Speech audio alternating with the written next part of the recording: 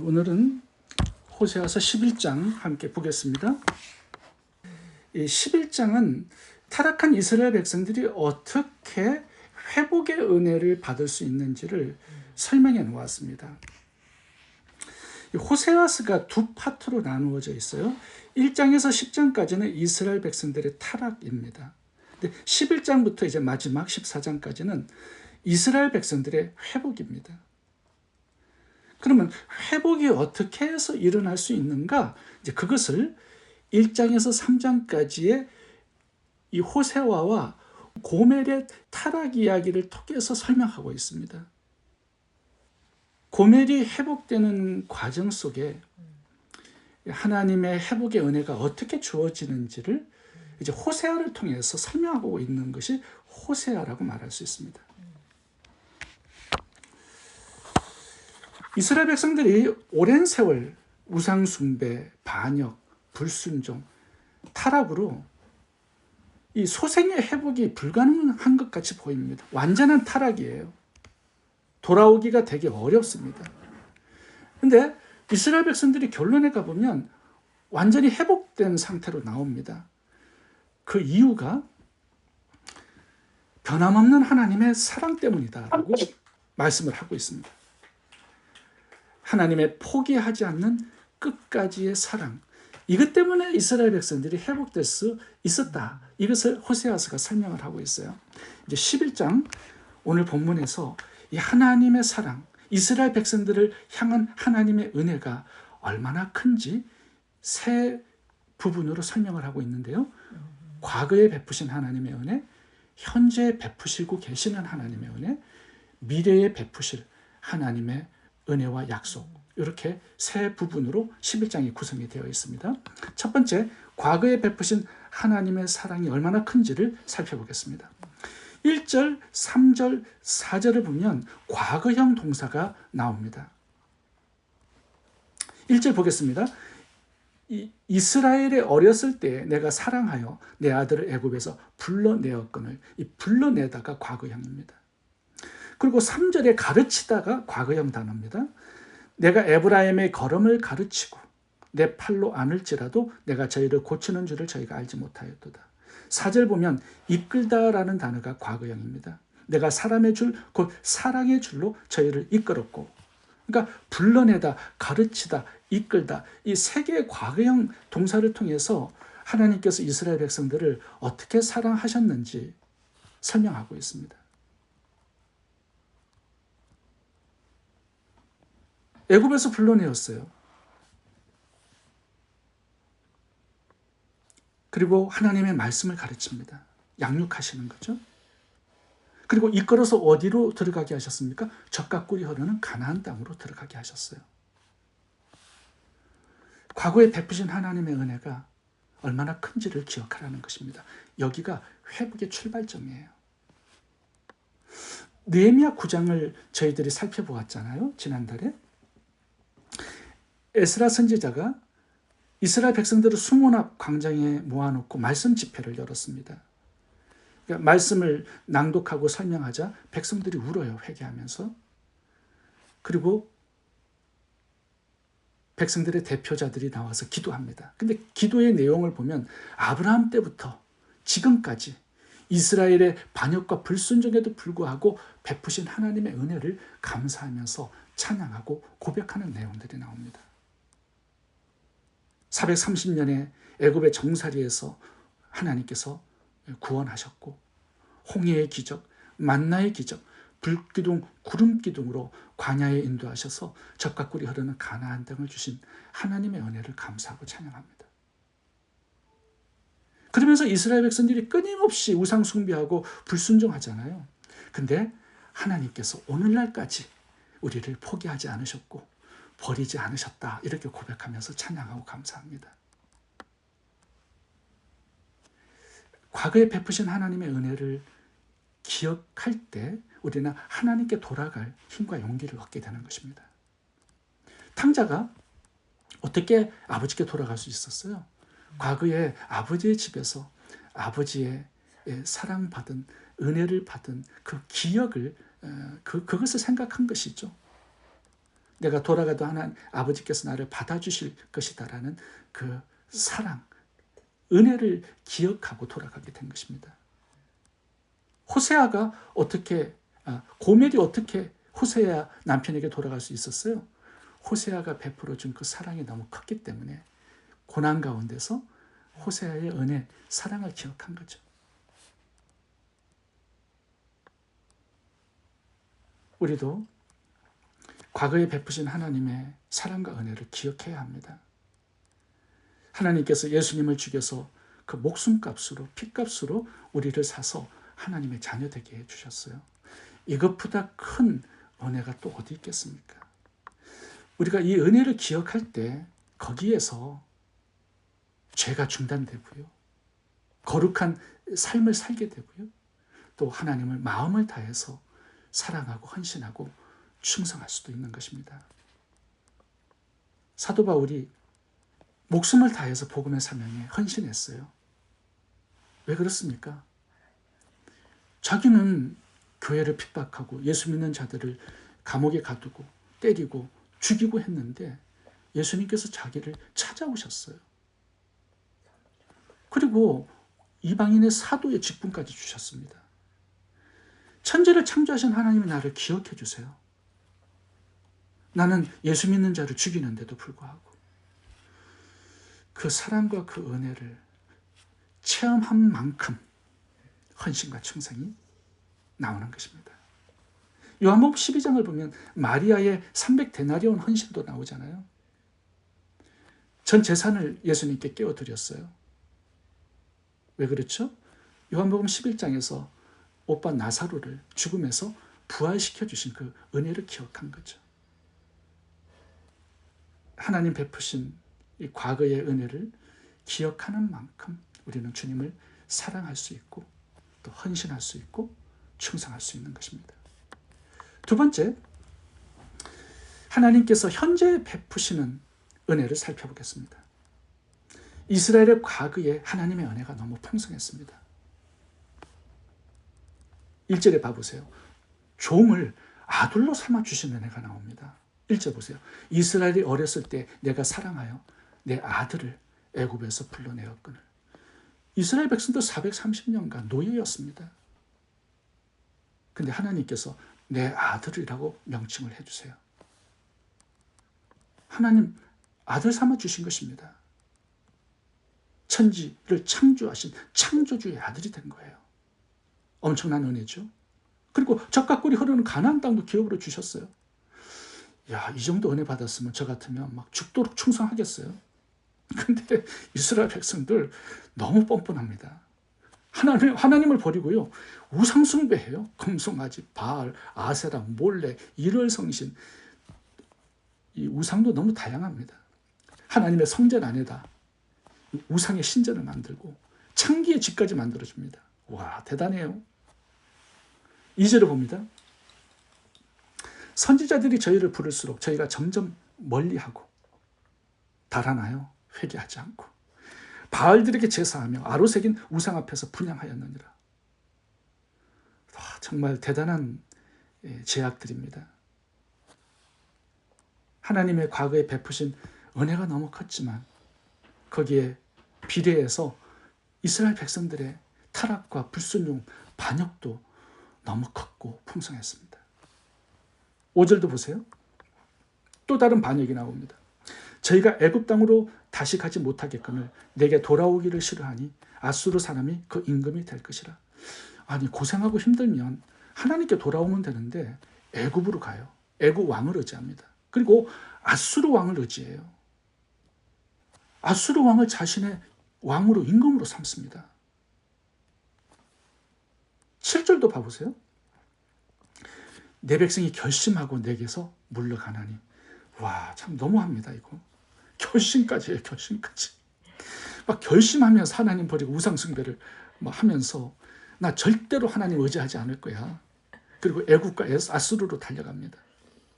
비록 저희를 불러 위에 계신 자에게로 돌아오라 할지라도 일어나는 자가 한 사람도 없었습니다. 와, 정말 대단해요. 하나님 불쌍하다. 그래요. 하나님이 참 불쌍하게 보입니다. 자존심 다 내려놓고 이스라엘을 하나님께 돌아오게 하기 위해서 노력하시는 하나님의 열심을 볼 수가 있죠. 근데 중요한 것은요, 이렇게 반역하고 불순종하고 뻗나가는 이스라엘 백성들을 끝까지 사랑하십니다. 그 증거가 뭐죠? 호세아 선지자죠. 아직 징계가 나타나더라. 하나님이 얼마나 이스라엘을 사랑하시는지 이 사창가 창기와 결혼하게 하세요. 이스라엘 백성들이 사창가 창기와 같은 그런 더러워진 백성들이라는 말씀을 하고 있는 거죠. 가정을 이루세요. 더러워도. 근데 이게 더러운 것도 한도가 있는데 또 도망가서 다른 남자를 사랑해요. 바람난 여자와 함께 사는 가정, 이거 너무 비참하잖아요. 전 재산을 들여서 사와요. 다시.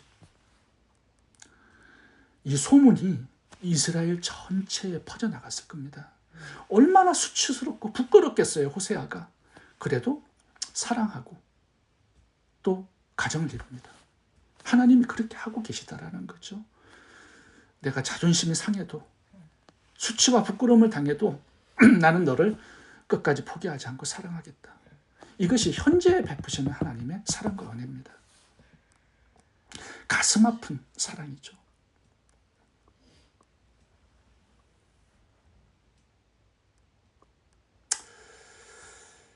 하나님께서 호세아에게 명령을 2번 합니다. 고멜을 사창가에 가서 사와서 가정을 이루라. 도망가니까 또다시 명령해요. 다시 사와. 가정을 이루고 또 사랑해. 그래서 반드시 고멜을 창기에서 성자로 만들어줘. 거룩한 아내로 만들어줘. 한 남편의 거룩한 아내, 3 자녀의 거룩한 어머니로 너는 반드시 만들어서 그녀에게 복되고 영광스러운 미래를 선물해줘. 이렇게 명령을 합니다. 이것이 하나님의 사랑이에요.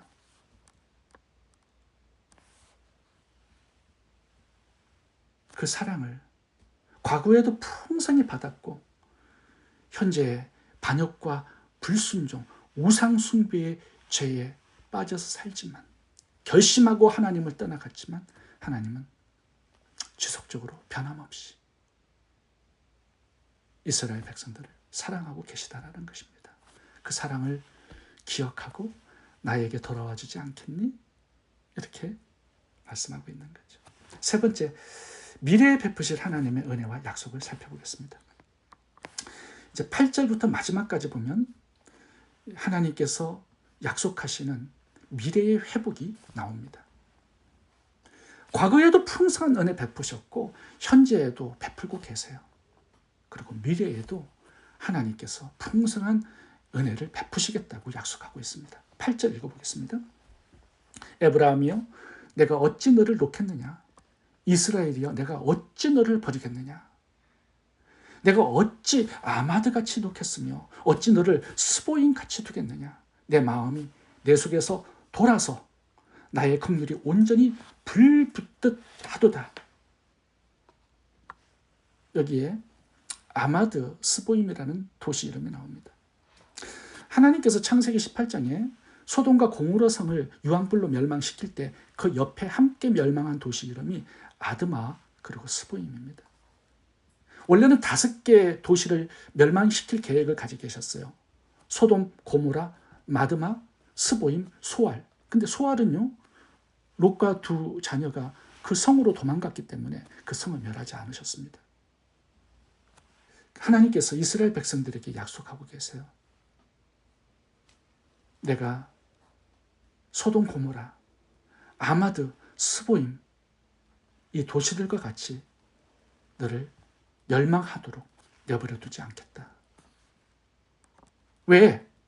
왜 그렇게 하느냐? 너희를 향한 나의 사랑이 불붙듯 하고 있기 때문이다. 와, 정말 대단한 표현을 하셨습니다. 불붙고 있대요. 이스라엘 백성들은 죄에 불붙고 있는데 하나님은 사랑에 불붙고 있어요. 와, 너무나 대조적이죠. 너희를 향한 긍휼과 사랑이 불붙고 있기 때문에 너희가 끊임없이 반역하고 불순종하고 나로부터 도망가도 나는 너희를 멸망하도록 내버려 두지 않을 거야. 그 구름퉁이에서 끌어올려서 너희를 반드시 구원하고 복되고 영광스러운 미래를 만들어 줄 거야. 이 하나님의 결심을 엿볼 수 있습니다. 9절도 보겠습니다. 하지 않겠다라는 표현이 3번 나옵니다. 9절. 내가 나의 명렬한 진노를 바라지 아니하며 내가 다시는 에브라임을 멸하지 아니하리니 이는 내가 사람이 아니요 하나님이라. 나는 내 가운데 거하는 거룩한 자니 진노함으로 내게 임하지 아니하리라. 아니하리라. 3번 반복해서 강조합니다. 이스라엘이 지금 어떤 상태예요? 진노를 받아 마땅한 상태입니다. 멸망당해도 마땅한 백성들입니다. 과거에도 현재에도 끊임없는 하나님의 엄청난 사랑을 받고 있음에도 불구하고 여전히 우상을 숭배하고 반역하고 불순종해서 살아갑니다. 벼락을 내려서 다 태워 죽여도 분이 풀리지 않는 그런 백성들인데, 와, 하나님은 사랑이 불붙듯 하고 있어요.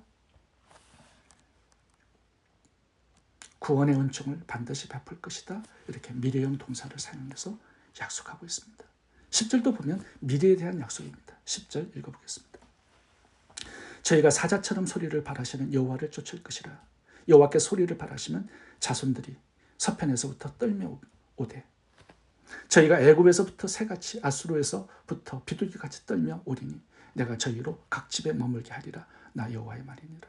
회복의 은총을 주시겠다는 거죠. 떠나간 자식들을 향해서 하나님께서 사자처럼 막 소리를 지르신다는 겁니다. 돌아오라. 죄를 회개하라. 우상을 버려라. 이 하나님의 외침이 참 몇백 년 동안 이어집니다. 끊임없이.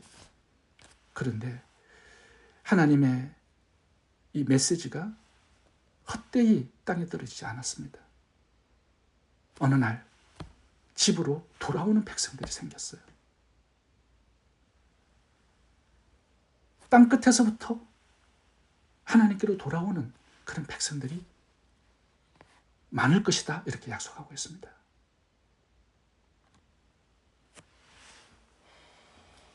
반역하고 불순종하는 백성들에게 호세아가 고멜을 포기하지 않았듯이 끝까지 사랑하고 은혜를 베풀었듯이 나도 너희들의 미래에 그렇게 하겠다라고 약속하고 있습니다.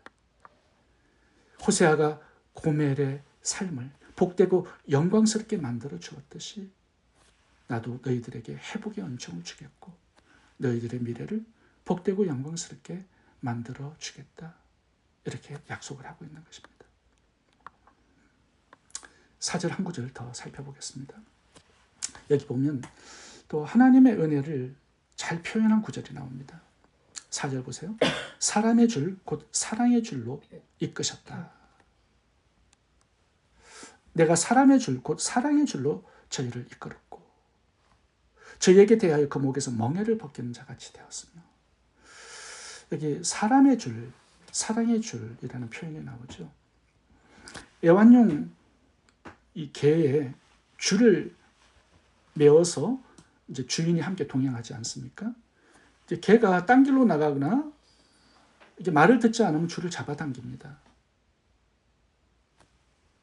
이 부모가 또 어린 꼬마들과 동행할 때도 이렇게 손목에 줄을 메어서 그 자녀가 다른 길로 나아가면 이렇게 끌어당기잖아요. 하나님도 그렇게 하신다라는 거죠. 자신의 백성들에게. 이게 사람의 줄, 곧 사랑의 줄, 이 표현은요, 짐승의 줄이 아니라 막 억지로 끌어당기는 그런 얽매는 줄이 아니라 자녀에게 매는, 멀리 나가지 못하도록 메어두는 그런 사랑의 줄이라는 뜻입니다. 사람의 줄, 곧 사랑의 줄이라는 뜻이에요. 멀리 나가지 못하도록 내가 간섭하겠다, 이 뜻입니다.